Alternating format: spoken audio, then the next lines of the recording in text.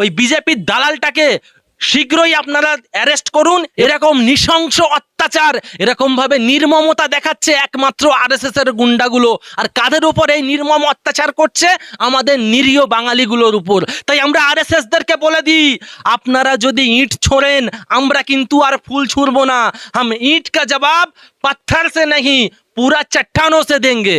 এই জন্য বলি সাবধান হয়ে যান। আপনারা বাংলা ছাড়া অন্য রাজ্যগুলোতে আমাদের বাঙালিগুলোকে অত্যাচার করছেন, তবু মানা যায়। আমরা এখান থেকে প্রতিবাদ করছি। আপনাদের বিভাজনের সরকার, আপনাদের দাঙ্গাবাজ সরকার কিছু বলছে না।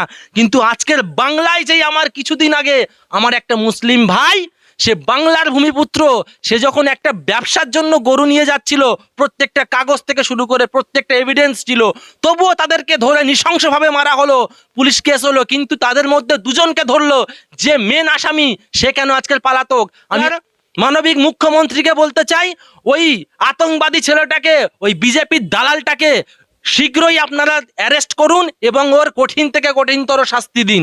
আর এমনকি এই বিজেপি ফোবিয়া, এই দাঙ্গাবাদীদের ফোবিয়া বাংলায় চলে এসছে। কারণ এই দুদিন আগে বারাইপুর নিকট একটা ভাইয়ের বাড়ি গিয়ে তাকে নৃশংসভাবে মারা হলো।